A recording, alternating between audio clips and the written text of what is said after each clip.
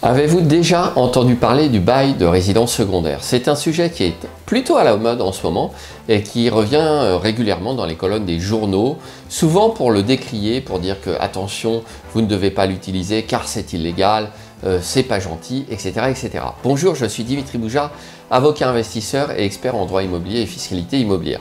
Et aujourd'hui dans cette vidéo, je vais revenir sur ce fameux bail de résidence secondaire.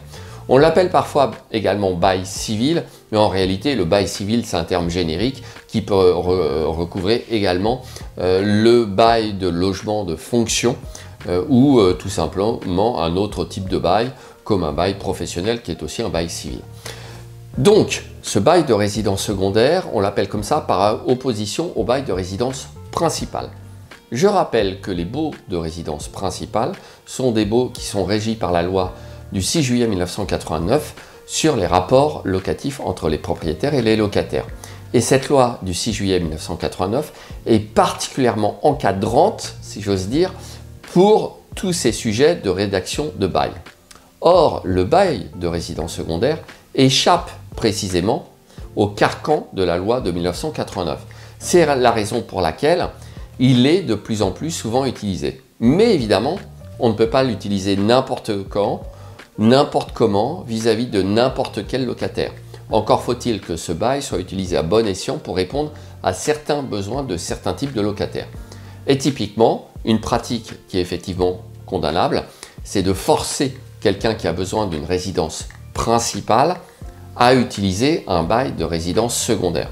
Alors, soyons clairs, il y a quand même assez peu de moments où un propriétaire va utiliser cette méthode qui, je l'ai déjà dit, est quelque chose de condamnable et qui l'expose d'ailleurs à un risque de requalification en bail de résidence principale en cas de litige avec le locataire. Mais évidemment, une fois de plus, c'est dans une ville un peu emblématique comme Paris qu'on peut constater parfois ce type d'abus. Alors j'ai fait des recherches de jurisprudence, très sincèrement, il y a très peu de cas de contentieux sur le sujet. Mais le problème n'est pas là. Le problème est que justement, on peut utiliser le bail de résidence secondaire pour répondre à un besoin qui n'est pas celui d'une résidence principale. Et donc, il ne faut pas se tromper. Pourquoi utiliser ce bail de résidence secondaire? Il est beaucoup plus souple. La durée. Vous allez pouvoir déterminer la durée que vous souhaitez. Ce pourra même être un bail à durée indéterminée, puisque c'est un bail régi par le Code civil. Donc, ce pourra être aussi un bail pour une durée déterminée avec une clause de renouvellement. Ce pourra être un bail pour une durée fixe. En réalité, la durée est libre, contrairement au bail de la loi de 1989 sur la résidence principale. Alors, peu importe que ça soit du nu ou meublé, les baux de résidence principale, qu'ils soient nus ou meublés, sont tous les deux soumis à la loi de 1989. Et j'aurai l'occasion d'en parler, puisque j'ai aussi rédigé des baux spéciaux pro-propriétaires qui sont soumis à la loi de 89, mais qui protègent bien mieux les droits du propriétaire que le bail type qui est fourni sur Légifrance ou sur service-public.fr. J'en parlerai dans une autre vidéo. Cela dit, pour notre bail de résidence secondaire, autre caractéristique, le bail de résidence secondaire n'est pas soumis à l'encadrement des loyers. Ah oui, alors là, certains d'entre vous vont se dire chic, c'est ce que je vais utiliser, mais encore une fois, pas si le locataire cherche une résidence principale. Évidemment, j'ai rédigé un bail de résidence secondaire et dans mon bail, il est expressément prévu dans un article que le locataire et le propriétaire déclarent qu'il ne s'agit pas de la résidence principale du locataire. Et d'ailleurs, on prend soin de noter l'adresse de la résidence principale du locataire. Ce qui vous permettra, en cas de litige, d'être en mesure de prouver que justement, le bail de résidence secondaire a été utilisé à bon escient. De la même façon, les baux classiques ne prévoient rien sur les questions de preuve. Je suis avocat, j'ai été confronté tout au long de ma vie professionnelle à des problématiques de preuve. De quoi s'agit-il? Eh bien, en cas de litige, le juge va se référer au contrat signé entre les parties pour savoir qui dit vrai. Et si le contrat est imprécis ou ne précise rien, sachez que dans un bail, celui-ci va souvent être considéré comme un contrat dit d'adhésion. Pourquoi? Parce que vous aurez pris un modèle type sur Internet et comme c'est réglementé par la loi de 89 et qu'il y a un modèle légal, ce sera un contrat d'adhésion parce que le locataire n'aura pas pu modifier ou discuter les clauses du contrat. En revanche, si votre contrat prévoit justement des choses spécifiques sur la preuve, s'il indique justement qu'il n'est pas un contrat d'adhésion parce qu'il a été rédigé en accord avec le locataire, ce qui est tout à fait possible. Le locataire peut, dans mon contrat de bail de résidence secondaire, vous demander de faire certaines modifications. Libre à vous d'accepter ou non. C'est juste une question de négociation entre le propriétaire et le locataire. C'est la liberté contractuelle qui prévaut dans ce contrat de bail de résidence secondaire. C'est pour ça que je l'aime autant d'ailleurs. Et donc, moi, dans mon contrat, j'ai prévu une clause sur la preuve pour éviter les discussions sans fin sur « Ah non, mais c'était pas prévu, etc. » Mais si vous avez signé le contrat, vous l'avez lu. D'ailleurs, il y a un article spécifique qui prévoit expressément qu'en signant le contrat, vous reconnaissez avoir lu le contrat. On a tout à fait le droit de rédiger un article de ce type. Et donc, voilà, vous allez évacuer tout un tas de problèmes grâce au traitement préalable des questions de preuve. Et comme je le disais, j'ai souvent été confronté, lorsque je faisais du contentieux locatif, à des problèmes de preuve. Autre exemple très utile de ce qu'on peut mettre dans un contrat de bail de résidence secondaire, c'est une clause de résiliation pour des motifs autres que ceux prévus par la loi de 89. Et oui, il est tout à fait possible que pour vous, soit une condition essentielle de validité du bail, l'absence de suroccupation du logement. Et là, de la même façon, pas facile d'aller dénicher les règles précises qui concernent la suroccupation du logement.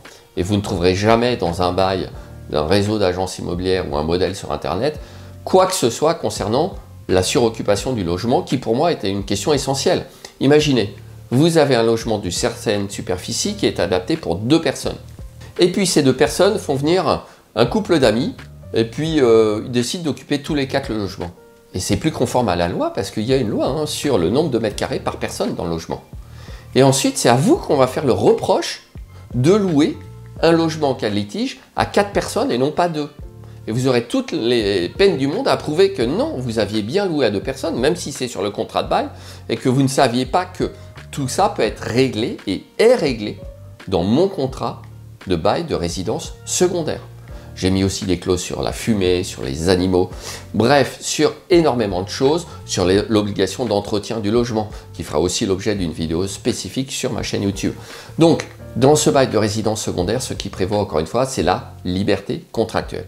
Alors pourquoi vous ne devez pas non plus prendre n'importe quoi sur Internet? Parce qu'en réalité, tout le monde recopie un peu n'importe quoi, chacun arrange à sa sauce, et même des sites extrêmement sérieux vont vous procurer des baux qui sont totalement insipides. Ok, je vais comparer ça à un liquide. Voilà, le bail type de résidence secondaire que vous trouvez sur Internet, c'est de l'eau. Ok, mon bail, c'est du whisky. Donc parce qu'il est très fortement charpenté en faveur du propriétaire. Je le dis tout net, il est nécessaire pour moi de rééquilibrer les droits en faveur du propriétaire puisque l'État n'a Dieu que pour les locataires. D'accord? Alors c'est pas méchant de le dire, simplement, encore une fois, ça ne veut pas dire que vous pourrez écrire n'importe quoi dans le bail. Il faut que dans ce rééquilibrage, on ne déséquilibre pas non plus en faveur du propriétaire. Et il faut faire la balance. Et pour faire la balance, il faut des professionnels du droit, très clairement. Moi, j'ai cette expérience et c'est la raison pour laquelle, tout en augmentant les droits du propriétaire, pour rééquilibrer les choses, j'ai pris soin de ne pas inclure des clauses qui seraient illégales, même en dehors de la loi de 89. D'accord? Alors évidemment, c'est encore plus délicat lorsqu'on rédige des baux de longue durée, que ce soit en nu ou en meublé, qui doivent s'insérer dans le carcan de la loi de 1989. Ok? Mais ça aussi, j'ai fait le nécessaire et j'aurai l'occasion de vous en reparler. Donc, ce bail de résidence secondaire, très intéressant dans certaines situations, liberté contractuelle, pas d'encadrement des loyers, pas de trêve hivernale. Ah non, c'est une loi qui n'est pas un bail d'habitation principale. Donc, la trêve hivernale, c'est réservé aux habitations principales, d'accord? Un contrat qui est adaptable aussi, un contrat qui est très détaillé, un contrat qui est rédigé par un professionnel du droit.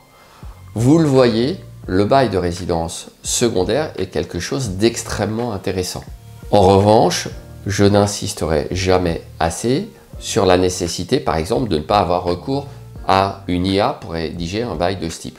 J'utilise régulièrement ChatGPT, j'utilise aussi bien plus souvent le chatbot de la société Doctrine. Quoi qu'il en soit, vous ne pourrez pas faire rédiger des documents sérieux juridiques par ChatGPT. J'ai encore eu l'occasion de faire une recherche sur le sujet de l'électricité et de la revente d'électricité par le propriétaire au locataire, et ChatGPT m'a cité des articles du Code de l'énergie qu'il a inventé, une fois de plus. Voilà, les articles n'existent pas. Donc pour un contrat de bail, surtout pas de ChatGPT ou autre intelligence artificielle, c'est une catastrophe à ce stade de la technologie. De toute façon, mon propre bail de résidence secondaire inclut aussi des exemples tirés de la jurisprudence. Ce qui veut dire que j'analyse la jurisprudence pour voir ce qui est sanctionné par les juges et ce qui est admis par les juges. Et quand il y a une solution intéressante qui a déjà été admise par les juges, je peux m'en servir en la reformulant dans mes propres baux. Alors, j'ai rédigé un bail de résidence secondaire, mais si vous me connaissez, que vous allez voir mon site internet, cabinet-boujard.com, vous constaterez que j'ai rédigé un contrat de conciergerie, des baux de sous-location, des baux de résidence principale.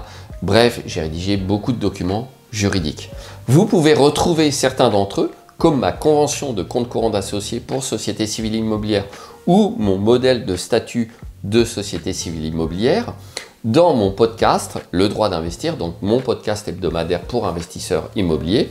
En rejoignant la communauté du droit d'investir, vous recevrez un identifiant pour vous connecter à la plateforme de contenu et vous aurez accès non seulement aux épisodes hebdomadaires, mais également aux documents, aux vidéos additionnelles, au coaching commun de 2 heures par mois. Bref, voilà, quelque chose qui vous aidera à avancer de façon sécurisée puisque c'est le seul podcast conçu par un avocat et investisseur immobilier à destination des pros de l'IMO, des investisseurs, des sous-loueurs et des concierges.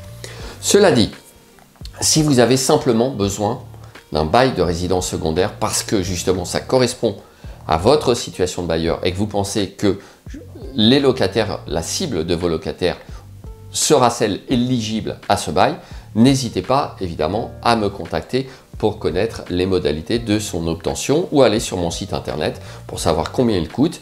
Je délivre tous mes baux avec une vidéo explicative car ils sont tellement spécifiques que non seulement vous ne pouvez pas les retrouver sur internet puisque je suis le rédacteur, il y a une mention légale. Alors tiens, ça me fait penser une petite parenthèse. De la même façon, vous payez un bail, ne le divulguez pas, ne le donnez pas à vos copains, etc. Déjà, il n'y a pas de raison pour que vous le fassiez. C'est illégal puisque mes baux sont protégés par la propriété intellectuelle. Ils sont aussi déposés à l'INPI.